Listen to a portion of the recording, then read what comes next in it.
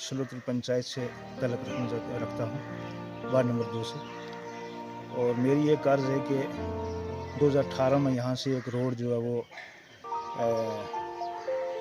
नाड़ी के लिए निकली थी, जिसके लिए हमने यहाँ से थोड़ा रास्ता जो है वो अपनी ज़मीन में से वक़्फ़ किया था,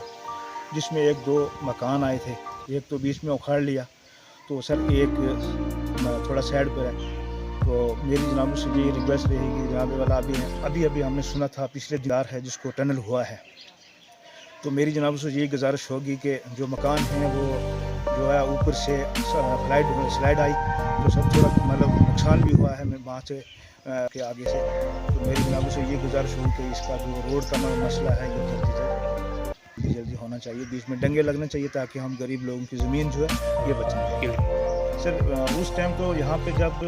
महकमे वाले आए थे और साथ में ठेकेदार साहब भी थे, तो उन्होंने ये बताया था कि हम जल्दी इसका जो है ये 1 किलोमीटर तक इसकी मतलब हम ये इसका क्या यानी तारकोल वगैरह बिछा देंगे। लेकिन साहब अब 4 साल के करीब 2018 से 2022 तक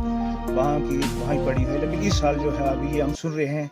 तो मैं जनाबों की अपील करना चाहता हूँ कि अगर किसी ठेकेदार को इसका मतलब टनल पड़ा हुआ है,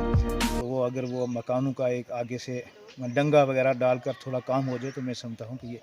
बहुत बड़ा अच्छा काम होगा। समझ वाला इस रोड से पहले जो यहाँ के लोग थे बहुत ज़्यादा तंग थे, क्योंकि काफ़ी यहाँ पे जो हमारी आबी ज़मीन जहाँ से दान होता है, वहाँ से आपने मतलब कांधे के ऊपर ये ध्याल वगैरह अपना घास वगैरह उठाकर अपने घरों में 5-5, 10-10 दिन लग जाते थे। लोगों को बहुत परेशानी हो रही थी, उनको घर लाने में कभी बारिश होती थी तो वो जो अपना घास है माल मवेशी का वो भीग जाता था। बहरहाल इस रोड के अब बिला शक ये एक कच्ची ही रोड है, लेकिन इसको निकलने से इतना बड़ा अच्छा का जो अपना सामान है वो अपने घर पे पहुंच जाता है।